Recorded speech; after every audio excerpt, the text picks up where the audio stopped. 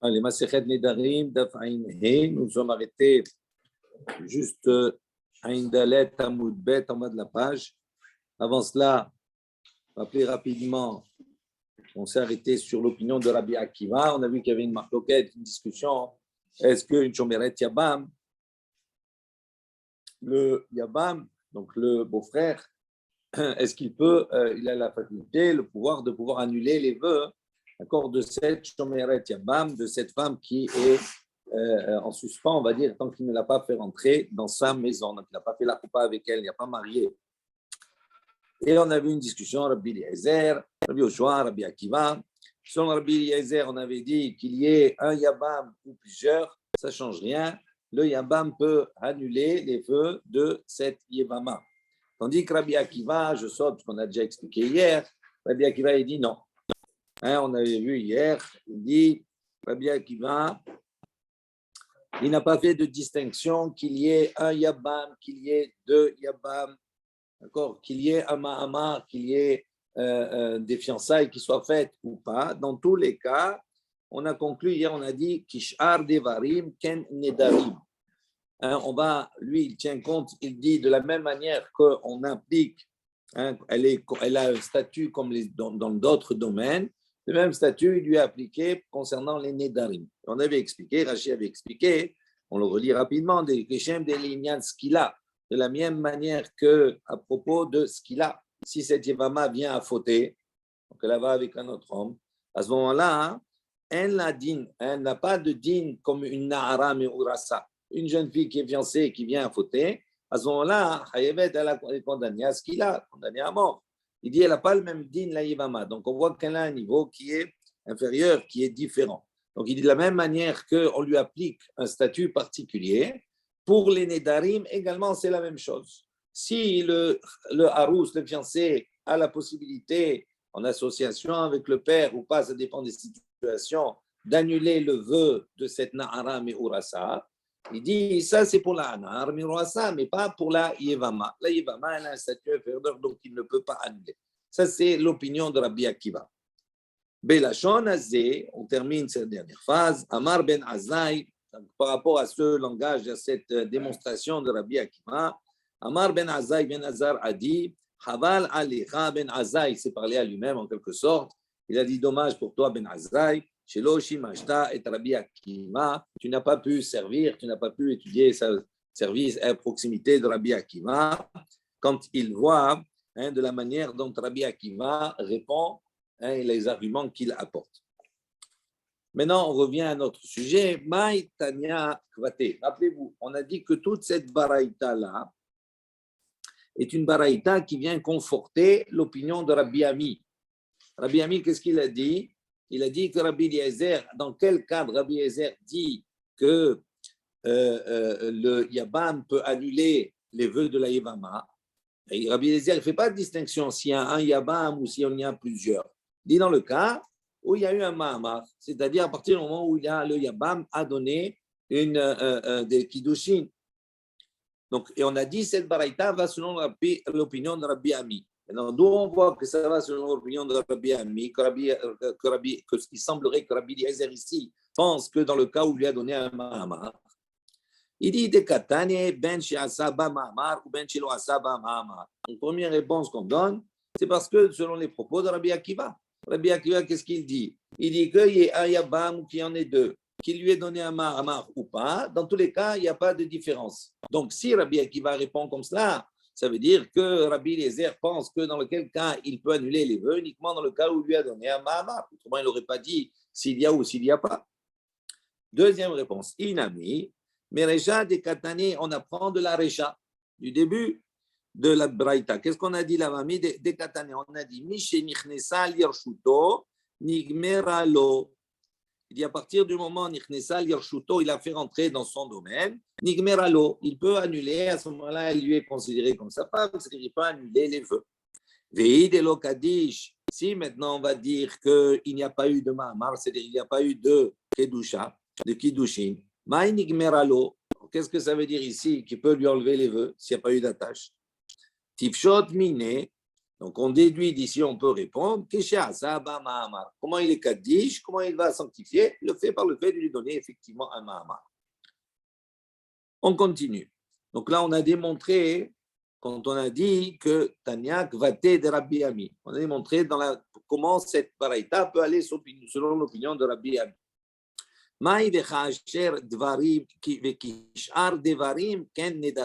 Qu'est-ce que ça veut dire? De la même manière qu'on va appliquer pour d'autres domaines, pour la Yevama, on applique pour les Nedarim.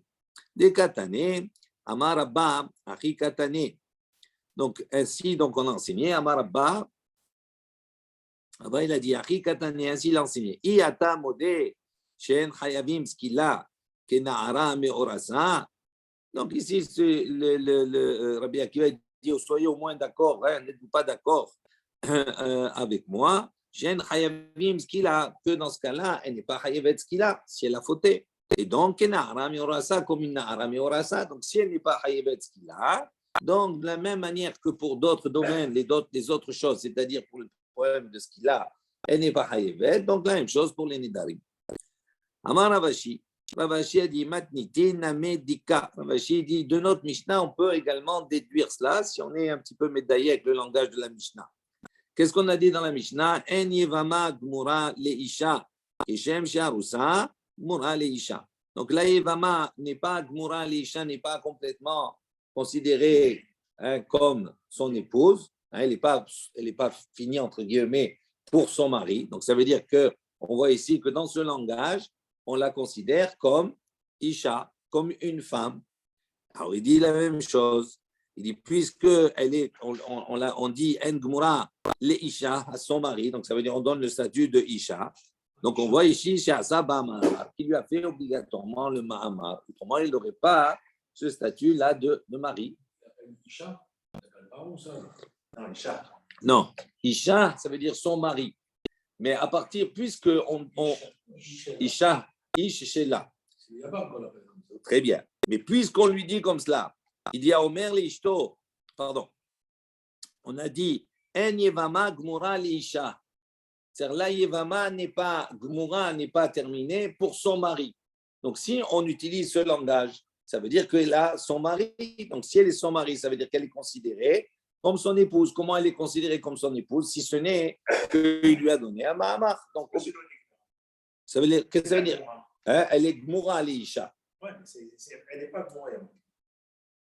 Elle est vraiment Gmoura Leisha. Elle n'est pas Gmoura. Reprendre la Mishnah. Oui, mais d'accord. Reprends la Mishnah. Ben Lishnaim, etc. Omer. Rabbi Yoshua Omer leChanana. Ma im isha shitana ou leatzmo hare ou mefer b'nadiram, etc. Ça c'est la raison.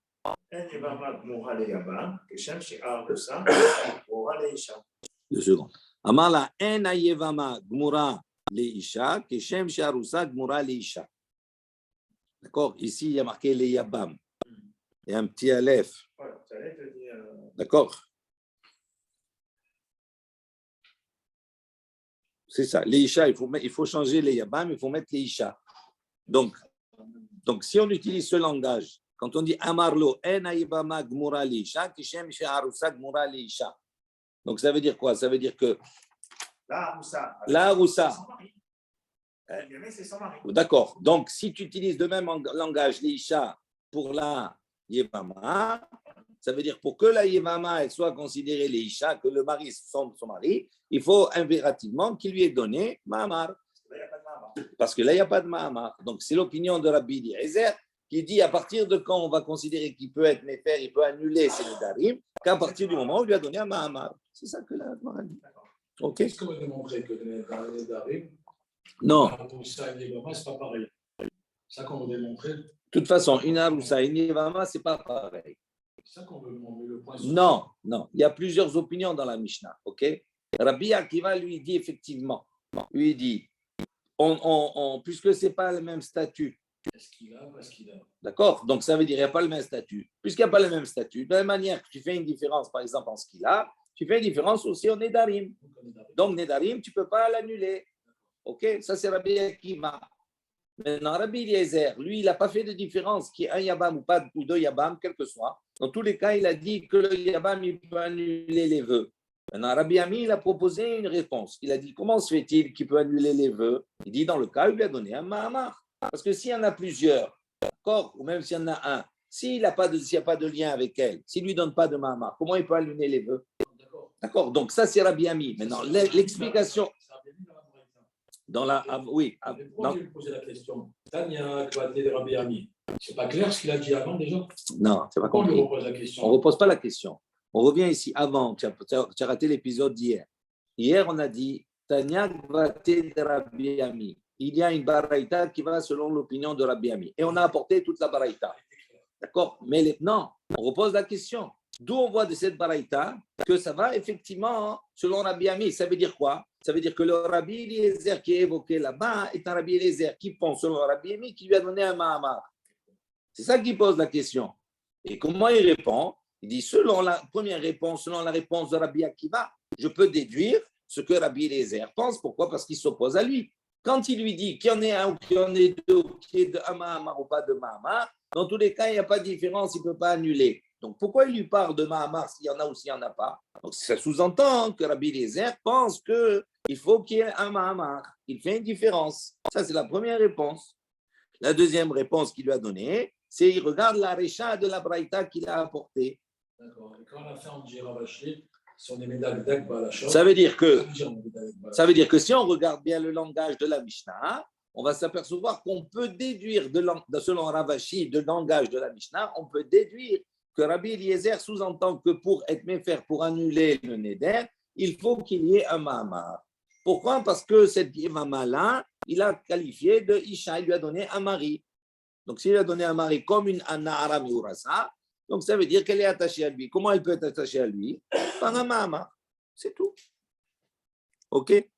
Matnitin, nouvelle Mishnah. Aomer l'ishto, donc on va voir une Mishnah qu'on a déjà vu précédemment. Aomer l'ishto kol hanedarim shitaduri mikan ad she'avo mimakom pluni arehen kayemin lo amar klum. Donc si maintenant un homme il dit à sa femme, il dit voilà, tous les nedarim que tu vas faire à partir d'ici et jusqu'au moment où je reviendrai, d'accord, de voyage, je les je les valide. Lo amar klum. Tana, il dit non, ça ne veut rien dire ça. Il ne peut pas valider quelque chose qui n'existe pas encore. Hari'en mufarim. En revanche, s'il lui dit Hari'en mufarim, il les annule avant qu'ils ne soient prononcés. Il a dit tous les vœux que tu vas faire, je les annule déjà avant. Là, il y a machloket. Rabbi Eliezer Omer Mufar. Rabbi Eliezer, il dit Mufar, il peut, d'accord, annuler quelque chose qui n'a pas encore été prononcé.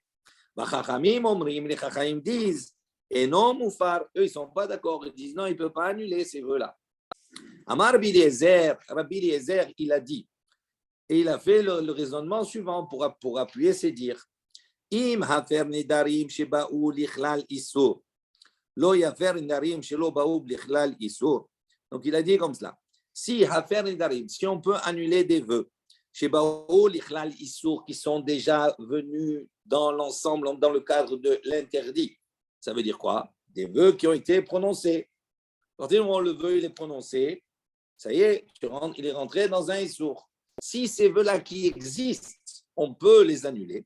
Il dit, il dit, est-ce qu'on ne peut pas annuler, à plus forte raison qu'on peut annuler des vœux qui ne sont pas encore venus, qui n'existent pas. Si déjà quelque chose qui existe, j'ai la force de pouvoir les annuler alors qu'ils existent. Quelque chose qui n'existe pas encore, à plus forte raison que je peux l'annuler. Et oui, c'est plus fort. C'est pas évident. Et oui. Ils sont pas là. Ça n'existe pas. J'explique. Même pas Nolad. Peut-être qu'ils vont même pas arriver. Non, mais. Il peut y avoir Nolad. Non, là, ce qu'il faut, il n'y a pas de Nolad. Le Nolad, c'est pour un pétard, c'est pour annuler quelque chose, mais c'est pas, on ne parle pas de ça. Ici, on ne parle pas de ça. Il dit quelque chose qui est existant. D'accord? Ne regarde pas de Neder ou pas. Quelque chose qui est existant. Oui? Et si j'ai la force de l'annuler, si j'ai le pouvoir de l'annuler, de l'enlever, parce qu'il est existant, je l'enlève. Donc, ça fait 2 secondes, 2 minutes. Soyez fin dans l'esprit, vous allez comprendre. Non, mais c'est important. Il dit non. C'est pas ça. Non, mais parce que je comprends, vous prenez d'un certain côté. Si c'est quelque chose qui est déjà existant et qu'on me dit j'ai la puissance, j'ai le pouvoir de pouvoir enlever quelque chose qui déjà existe, il y a plus forte raison quelque chose qui n'existe pas que je vais avoir la force de pouvoir l'enlever. C'est évident. Pour le Tana ici, pour la Gemara. Si tu as la force de l'annuler, c'est parce qu'il est devant toi. Non, pas obligatoirement. Pour pouvoir enlever quelque chose qui existe, ça veut dire que ça nécessite quelque chose qui demande beaucoup plus de force qu'enlever quelque chose qui n'existe pas encore. Si j'ai une plante qui a poussé, ok, d'accord, pour pouvoir l'enlever, si j'ai la force de l'enlever, ça veut dire que je vais faire un effort particulier pour l'enlever. Donc, c'est plus difficile d'enlever quelque chose qui s'est déjà enraciné que d'enlever quelque chose qui ne s'est pas du tout enraciné, qui n'existe pas. Vous comprenez ou pas? Oui. Ça, c'est le raisonnement de Rabbi Akiva, de Rabbi Eliezer. Je répète. Him afer nedarim shebaou lichlal issur. D'accord? Ça veut dire que lui, il est déjà rentré dans le issur. Ça veut dire quand je fais un neder, je m'interdis quelque chose, par exemple. OK? Donc, ça veut dire il est déjà, il s'impose. Le issur, il s'impose. Et on me dit, tu as un pouvoir, tu peux enlever, déraciner un issur.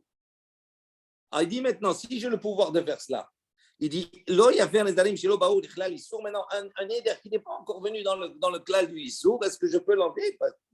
C'est sûr que je peux l'enlever, selon Rabbi Eliezer. Il dit, c'est évident. Qu'est-ce qui est plus fort? D'enlever quelque chose qui existe ou quelque chose qui n'existe pas? Où est l'effort le plus grand? Dans quelque chose qui existe. Donc, si j'ai la force d'enlever quelque chose qui existe, à plus forte raison, je peux enlever quelque chose qui n'existe pas encore. C'est plus simple. Amroulo, ils lui ont dit, c'est pas très simple. C'est pas très simple, ça. Rabim, c'est bon.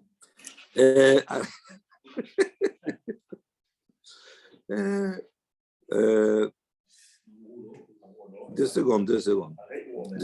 2 minutes. Shigvar nadra v'kayen halati do'achim ve'fer kol sheken. Regardez ce que dit Rashi. Shebaou lichlal issour. Il dit Shigvar nadra. Donc, elle a déjà fait le neder. Veka hayel ala. Et donc, dans la marge. Mishnah, Matnitin. Tu vois? Donc, il dit Shebaou lichlal issour. Il dit Shigvar nadra. Elle a déjà fait le neder. Donc, ça veut dire le neder, il s'applique. Malgré qu'il s'applique. Mais faire, on voit qu'on a la force de l'annuler. Il y a plus forte raison que je peux enlever quelque chose qui n'est déjà pas encore venu, qui ne s'est pas encore enraciné dans l'interdit. Car on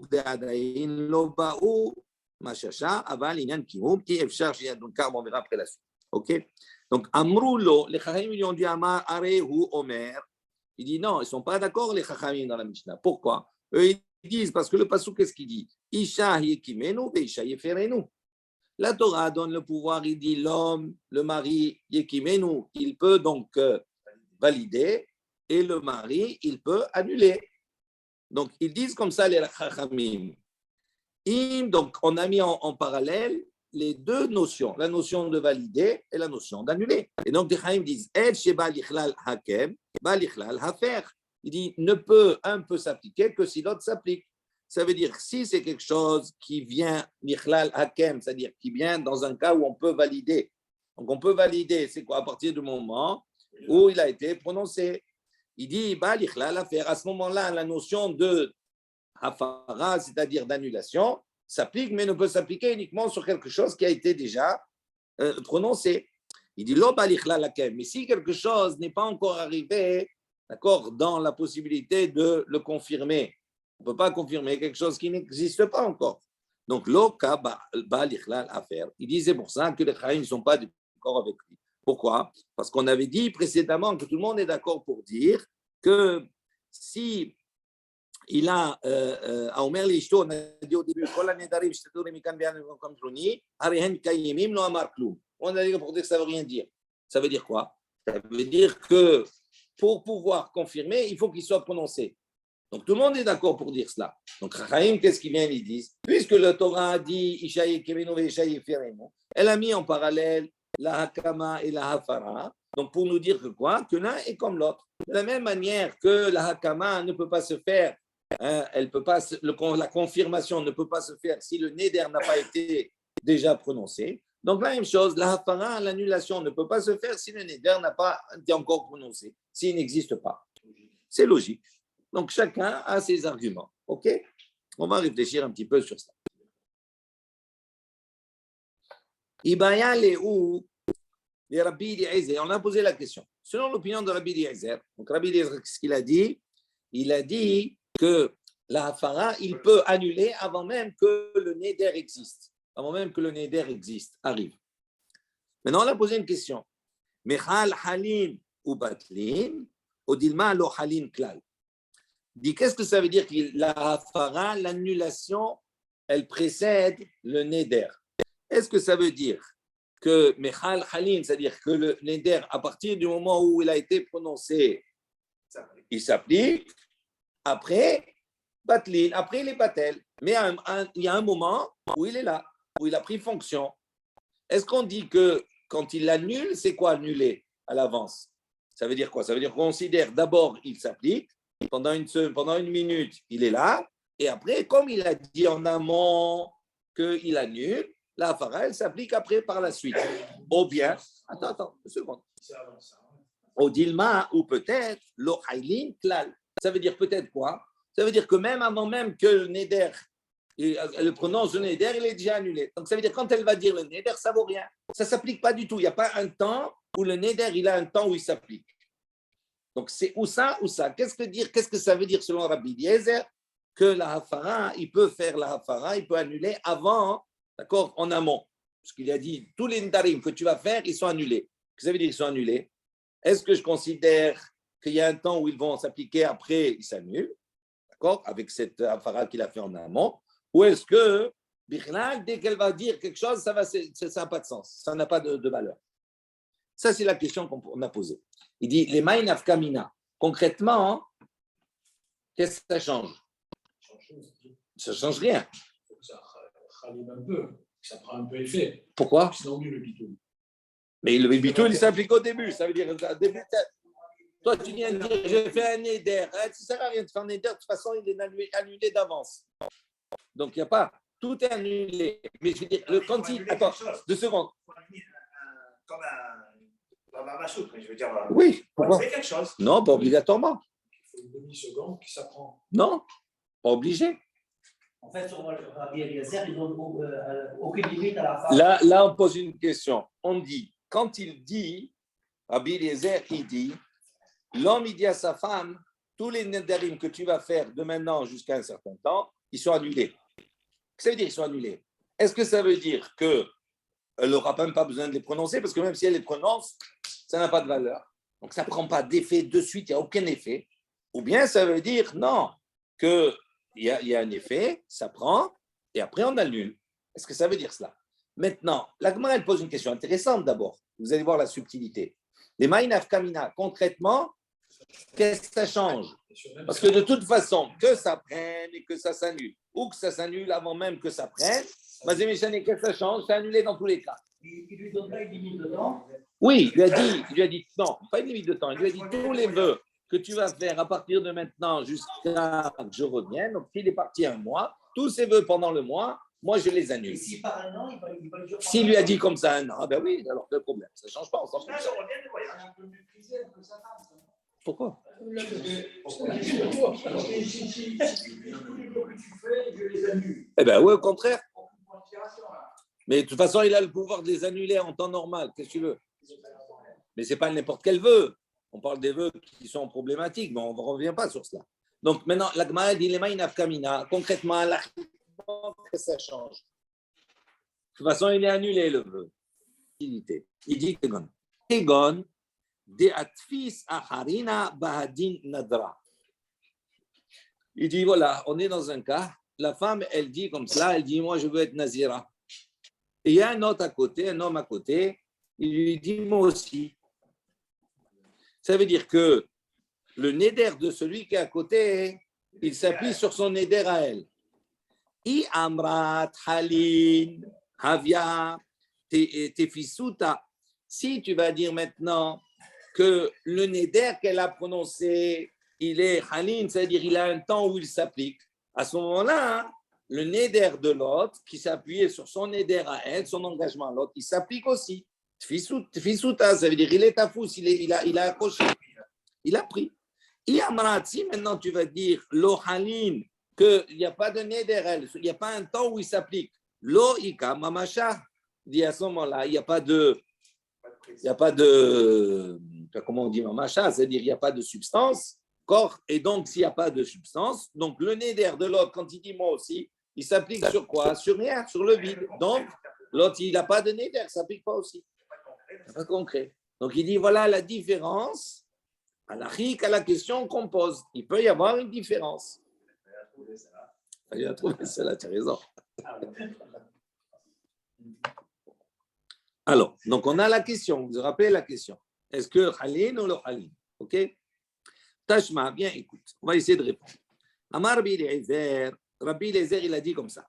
Im hafar nedarim shebaou lichlal issur. Lo yafer nedarim shelo ba lichlal issur. Donc on a dit que Rabbi Eliezer, il a avancé un argument. Il a dit, si maintenant hafar nedarim shebaou lichlal issur, si déjà on peut annuler des nedarim qui sont déjà rentrés dans le cadre du issur, c'est-à-dire qui ont un temps où ils ont pris. Dis-le, il y a plein de nedarim shelo ba lichlal issur, à plus forte raison qu'on pourra annuler des nedarim qui ne sont pas encore venus dans le principe de l'interdit, donc c'est-à-dire qu'ils n'ont pas été encore prononcés. Donc, Shmamina, Lohalin, donc on déduit ici de l'argument que Rabbi Eliezer avance, que lui, il pense, quand il dit qu'il annule en amont, ça veut dire qu'il annule quoi? Quelque chose qui, Lohalin, qui n'a pas encore pris. Et voilà, on déduit de cela. La Gemara, elle dit non. On ne peut pas déduire de cette expression-là ce que l'on veut dire. C'est-à-dire, on ne peut pas déduire que Rabbi Eliezer pense que quand il dit qu'il y a une hafara, c'est sur quelque chose qui n'a pas de prise, qui n'a pas pris encore. Pourquoi? Il dit, mi katane, il dit, est-ce qu'on a enseigné chez Enan Ba'in, chez lo Ba'u katane, Adain lo Ba'u? Il dit, est-ce quand on a utilisé le langage, est-ce qu'on a dit chez Enan Ba'in, c'est-à-dire sur les choses qui ne sont pas venues, d'accord, qui ne sont pas du tout venues? Il dit non, chez l'Obaou, c'est marqué qu'ils ne sont pas venus. Ça veut dire Adain l'Obaou, qui ne sont pas encore venus, mais ça veut dire qu'ils vont venir. Donc ça veut dire qu'ils vont tomber, ils vont khalim, et après, la Afara va faire son effet.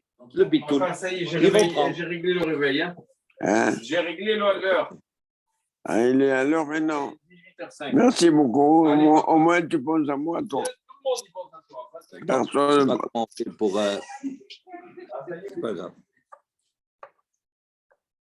Je ne sais pas s'il y a David ici. Il y a David. OK? Donc, il dit on ne peut pas déduire. Ce n'est pas une preuve. David, tu peux enlever le son, s'il te plaît, c'est gentil, parce que les réveils, ça va, ils marchent bien. Donc, on voit d'ici que quoi? Que on ne peut pas déduire de l'argument que Rabbi Eliezer a apporté, déduire et dire que Rabbi Eliezer pense que la hafara, l'annulation, elle s'applique même sur quelque chose qui n'a pas encore pris, qui ne s'est pas imposé. La preuve, c'est qu'on peut traduire et comprendre d'une autre manière. Donc, on est toujours à la recherche de la réponse à notre question. Tashma, on apporte une deuxième réponse. On essaie de trouver. Amar lahen Rabbi Eliezer. Rabbi Eliezer leur a dit, au Chachamim, leur a dit comme ça. Uma bemakom shen mefer nidre atzmo mishenada. Mefer nidre atzmo ad shelo yidor. Makom shen mefer nidre ishto mishetidor. Enodin sheaver nidre ishto ad shelo tidor. Il a dit comme ça. Il dort beaucoup. Ah, il dit comme ça. Regardez le raisonnement qu'il fait. Il dit comme ça. Uma bemakom shen mefer nidre atzmo mishenada. Il dit. À partir du moment où un homme, il ne peut pas annuler son propre vœu. Une fois qu'il a fait un vœu, est-ce qu'il peut annuler lui tout seul? Il ne peut pas. Malgré cela, malgré que lui, il ne peut pas annuler son propre vœu, mais faire nidre atzmo hachelo idor. Est-ce qu'il peut annuler un vœu, son propre vœu, avant de le formuler? Oui. D'accord. Il peut dire les vœux que je vais faire, ils sont nuls. Oui. Comment? À Rosh Hashanah. On l'avait vu, Rachid rapporte. À Rosh Hashanah, prochain, il dit tous les vœux que je vais faire dans l'année, etc., ils sont annulés. Est-ce qu'il peut faire? Quand il les a prononcés, il ne peut pas les annuler lui-même. Mais avant de les prononcer, est-ce qu'il peut les annuler? Oui. Voilà, ok, il peut. Maintenant, il dit Makom, chez mes femmes, Dreishto, Michetidor. Il dit maintenant, on voit qu'il est Hamour, qui est calme. Maintenant, il dit est-ce qu'il peut annuler les vœux de sa femme lorsqu'elle les a prononcés? Oui, ils sont déjà prononcés. Il dit Enodin, Chiafen, Dreishto, Achelo, Tidor. À plus forte raison qu'il peut annuler les vœux de sa femme avant qu'il les prononce. Ok, c'est logique. Très bien. Il dit, il dit, est-ce que, n'est-ce pas, que sa femme ressemble à lui? Ça veut dire quoi? Ma'ou, delo hainin. Il dit, de la même manière que lui, il peut annuler quelque chose delo hainin qui ne sont pas encore, qui se sont pas encore présentés. On a dit, il peut annuler avant qu'il les fasse. Il dit, avishto, name delo hainin. Donc, même sa femme, il peut annuler avant même qu'elle les prononce. Tu connais la musique. Mais le problème, c'est que tu connais. Oui, mais ce n'est pas la musique qui est intéressante. C'est les paroles. C'est les paroles. Mais comment? C'est ça qui est intéressant. Comment? Il dit lo hakedeita ve hakedeita. Il a dit non, c'est deux choses qui sont différentes. Rashi explique. Rashi dit regarde ce que dit Rashi. Hakedeita, hakedeita. Sur le côté, au même niveau pratiquement. Vous l'avez vu à gauche. Nidre atzmo, lo haile klal. Il dit ses propres vœux. D'accord? Lo haile klal, ça veut dire il ne s'applique pas du tout. Qui mevatel ou merosh Hashana, dans le cas où il les a annulés depuis Rosh Hashana. Avant nidre ishto, keshehu magdim ou mefer otam, haile ou batle le altar. Il dit tu peux dire, ce n'est pas une réponse que tu as donnée. Toi, tu veux comparer les deux. Tu dis non. Lui, pour lui, il peut déjà annuler avant même qu'ils ne prennent forme, avant même qu'ils ne prennent. À Rosh Hashanah, il peut les annuler. Tandis que tu peux répondre et dire non, pour sa femme, il peut être magdim, il peut annuler en amont, mais à quel moment ils vont s'annuler? Uniquement quand ils vont prendre, et après ils s'annulent. Il n'y a pas une preuve, on va dire, qui est vraiment flagrante. Le seul lien qu'il y a entre les deux, c'est qu'il peut annuler en amont. Mais ce n'est pas parce qu'il peut annuler en amont qu'automatiquement on parle d'annuler quelque chose, c'est-à-dire que tu vas me dire par là qu'il annule et que le neder ne prend même pas. Pas du tout. Lui, le neder, il ne prend pas parce qu'il le fait avant Rosh Hashanah, tandis que là, on pourrait dire que le neder prend et après, il est annulé. D'accord? Bon, je passe la suite du Rashi. Donc, on repousse. OK? Tashma, viens, écoute. On essaie d'apporter une troisième. Amroulo les Rabbi Eliezer. Maintenant, c'est différent. On lui a dit à Rabbi Eliezer. Donc, c'est-à-dire, les Chaim parlent à Rabbi Eliezer. Donc, ils vont aller contre Rabbi Eliezer. Retenez cela. Ils lui disent comme cela. Uma mikve shema'ale et hatme'im mitum'atan. Il dit, regarde, le mikve, qu'est-ce qu'il a comme fonction? Ma'ale et hatme'im mitum'atan. Le mikve, il peut, d'accord, enlever la tum'a, d'accord, il peut purifier. Il enlève la tum'a de quelqu'un qui est tamé. C'est sa fonction. Aval en matsil à la théorie, mais il est tamé. Mais ce n'est pas parce que tu t'es trempé dans le mikvé, si un taor il se trempe dans le mikvé ne le protège pas de la tum'a. Le mikvé, il peut enlever la tum'a de quelqu'un qui est tamé, mais il ne peut pas te protéger d'une tum'a à venir. D'accord? Adam, en revanche, un homme, un homme, par exemple, il prend l'exemple Ran aussi, dit quelqu'un qui maintenant il a avalé une bague, par exemple, tméa. La bague, elle est tméa. Il a avalé. OK? Elle est en lui. Elle est tméa, la bague. Et bien sûr, pourquoi tu veux qu'elle change? Non, elle ne peut pas, elle ne se purifie pas parce que tu l'as avalée. Elle est tméa. Mais la personne, elle se trempe dans le mikvé. Alors, s'il la rejette, donc il dit comme ça, Adam, un homme, un homme, il ne peut pas, d'accord, enlever la tum'a, d'accord, de quelque chose qui est tamé. s'il a avalé, même s'il s'est trempé, s'il la rejette, d'accord, de n'importe quelle manière, la bague, il a avalé Tméa, il la rejette Tméa. Même s'il s'est trempé au mikvé, ça ne change rien. Il n'a pas purifié l'objet qu'il a avalé. Il dit Enodine, il dit ce n'est pas le même din. Ou chez Yatzil à la théorie, il est tamé. Donc je relis. Il dit Adam, un homme, lui, ne peut pas changer le statut de quelque chose qu'il a avalé, qu'il a rejeté après. Il dit Enodine, à plus forte raison, chez Yatzil à la théorie, il ne pourra pas préserver, sauver quelque chose qui est taor. Milétamé de s'impurifier. Ça veut dire quoi? Ça veut dire que ici, quand il répond cela à Rabbi, quand il pose la question à Rabbi Eliezer, ça veut dire quoi? Ça veut dire que ici, Shema Mina, lo chaylin. On déduit d'ici que Rabbi Eliezer, il pense, oui, c'est-à-dire selon le date Rabbi Eliezer, les Nedarim, d'accord, lo chaylin, lo chaylin. L'Ochaïlin. Rabbi Eliezer. Ça veut dire l'Ochaïlin, ça veut dire quoi? Ça veut dire qu'ils ne prennent pas du tout. D'accord? Vous avez compris ou pas? Donc, ce n'est pas un Kalvachomer avec quelque chose qui a pris. Voilà. En face des choses qui ne sont pas encore là. Ça ne marche pas le Kalvachomer. On ne comprend pas. C'est-à-dire, ce qu'on lui dit, c'est le processus du mikvé. Le mikvé ne permet de purifier que quelque chose qui est concret. Mais elle ne permet pas de te purifier, de te préserver de quelque chose qui n'existe pas encore. OK? Un homme, il dit la même chose, un homme, lui... Attends, 2 secondes. Un homme, on va le contrer après, pas maintenant, demain, ben, c'est Hachem. Avec ça, on va contrer. Attends. Non, mais on veut nous répondre à notre question. Laisse le Kalvachomer. On peut répondre à notre question. Notre question, c'est quoi? Est-ce que Rabbi Eliezer, lorsqu'il dit qu'il y a une hafara, est-ce que ça veut dire que ça a pris et que le bitoul s'applique après, ou est-ce qu'il s'applique avant même que ça ne prend? Alors, on essaie de répondre à cela. Il y a une possibilité A, une possibilité B. Donc, on a essayé certaines possibilités avant qu'on a rejetées. Maintenant, de la manière dont il rétorque, qu'ils lui disent à Rabbi Eliezer, d'accord? On déduit ici que quoi? Que là, ici, on lui dit, on lui apporte un exemple où justement les choses s'appliquent en amont, c'est-à-dire avant même que ça ne prenne.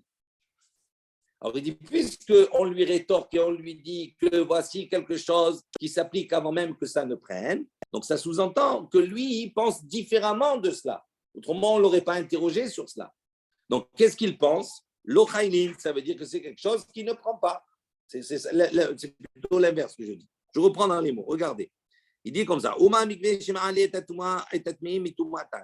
Donc, le mikvé, il change la condition de quelque chose qui existe déjà. Mais un matsil, elle a la théorie, mais il est tamé. Mais il ne peut pas, d'accord, prévoir sur quelque chose qui n'existe pas encore. Un homme, à plus forte raison maintenant, un homme qui, lui, à la base, ne peut pas changer le statut sur quelque chose qui existe, il dit à plus forte raison qu'il ne pourra pas protéger. Si déjà quelque chose qui change le statut ne peut pas protéger, oui, ne peut pas sauver d'une situation à venir, quelque chose qui ne change pas le statut, à plus forte raison qu'il ne peut pas protéger. Maintenant, quand on lui rétorque ça, ça veut dire que lui pense différemment. Autrement, on ne l'aurait pas interrogé sur cela. Donc, ça veut dire que lui, il pense quoi? Il pense que même si quelque chose n'est pas encore, il y a un effet, il y a quelque chose qui se passe dessus. C'est ça. Ça veut dire que lui, il pense. Ça veut dire, quand on dit Shema Mina lo chaylin, c'est l'état de Rabbi Eliezer. Pour l'opinion de Rabbi Eliezer, lui, il considère que lo chaylin, ça veut dire que ça ne s'applique pas, c'est-à-dire que ça n'a pas encore prise. Que la hafara s'applique avant que ça ne prenne. Là, on l'a contré, c'est-à-dire avec cet exemple. Non, avec cet exemple, on définit quelle est l'opinion de Rabbi Eliezer. Et c'est une réponse. Oui. Oui. Maintenant, avec ça, quand on dit ici, quand on dit Amroulo le Rabbi Eliezer, c'est-à-dire en amont, ça veut dire qu'il lui oppose quelque chose. Donc s'il lui oppose quelque chose, à nous de réfléchir, ça veut dire qu'il pense différemment de ce qu'on lui oppose. Et quand on définit ce qu'on lui oppose, on voit qu'en fin de compte, Pour lui, c'est le Chayli. Sans le mikvé. Oui, Mikvé, l'homme.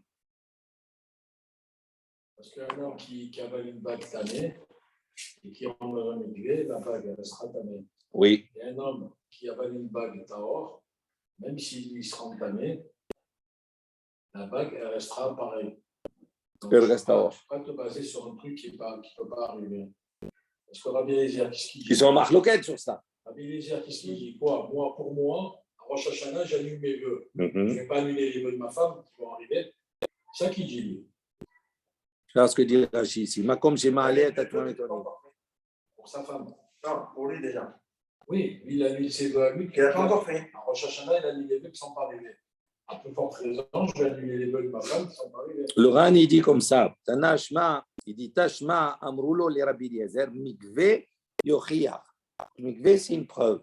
Que quoi? Donc, il va changer le statut de quelque chose qui est tamé, qui va le rendre tahor. Donc, il enlève la toum'a de quelque chose qui est tamé. Ve'en matsil. Mais il ne peut pas protéger, il ne peut pas sauver. À la théorim, il est tamé. Ceux qui sont théorim, de devenir tamé. Donc, il n'y a pas d'effet avant. Donc, ça veut dire que s'il lui oppose là, ça veut dire que pour qu'il y ait une tahara, il faut qu'il y ait, c'est-à-dire pour que le mikvé puisse avoir sa fonction, il faut qu'il y ait un instant où il est tamé. Tu comprends? Donc, Il y a quelque chose à enlever. eh oui, il y a quelque chose à enlever. D'accord? S'il n'a rien à enlever, ça n'a rien. Voilà. Donc, ça veut dire quoi? Ça veut dire que maintenant, s'il lui oppose là, ça veut dire qu'automatiquement, il faut qu'il y ait haïl, c'est-à-dire il faut qu'il y ait quelque chose qui soit déjà, qui ait une consistance, qui est déjà il faut que le neder, maintenant, puisqu'on parle du neder, il soit déjà pris pour que la hafara puisse s'appliquer. La hafara, elle ne s'appliquera pas, la pureté, entre guillemets, elle ne s'appliquera pas sur quelque chose qui n'est pas encore tamé. Or, si on lui dit ça à lui, ça sous-entend. Non, c'est pas ça. Non, la réflexion n'est pas ça. Nous, on essaie de trouver qu'est-ce qu'il pense. Quand il dit la hafara, elle s'applique avant ou après. Maintenant, comment on arrive à trouver cela? On va chercher d'autres textes. Ici, Tashma, on a trouvé un texte, Baraïta, où les Chachaim s'opposent à Rabbi Eliezer. On ne sait pas qu'est-ce qu'il y a eu en amont, qu'est-ce qu'ils se disent, mais on sait quelle est l'opposition que les Chachaim lui apportent. Alors, donc, si maintenant, 2 secondes, si maintenant, on parle de mikvé là-bas, on ne parle pas de cela. Rabbi Eliezer, on parle du mikvé. On parle du mikvé là-bas, on ne parle pas des nedarim. Donc, on voit ici que quoi? On parle d'un principe. Donc, si maintenant il lui rétorque ça, ça veut dire que Rabbi Eliezer pense l'inverse de ce qu'on lui oppose. Donc, si on lui dit que pour qu'une toum'a puisse être enlevée, il faut qu'il y ait déjà un état de toum'a, d'accord? Ou que et que le mikvé n'a pas de fonction de pureté uniquement dans le cas où il y a quelque chose, mais s'il n'y a rien, elle n'a pas la fonction de protéger de la toum'a future.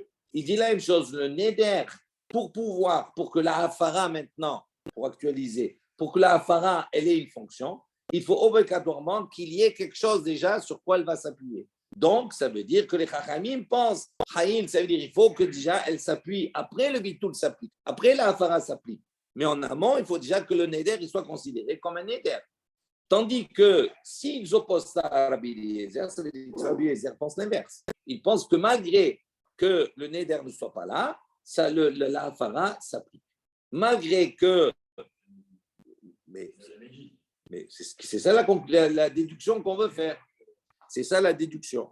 On va discuter après demain, Bezrat Hashem, sur la suite. Et quand Rabbi Eliezer il a mis ses propres vœux à lui, à Rosh Hashanah,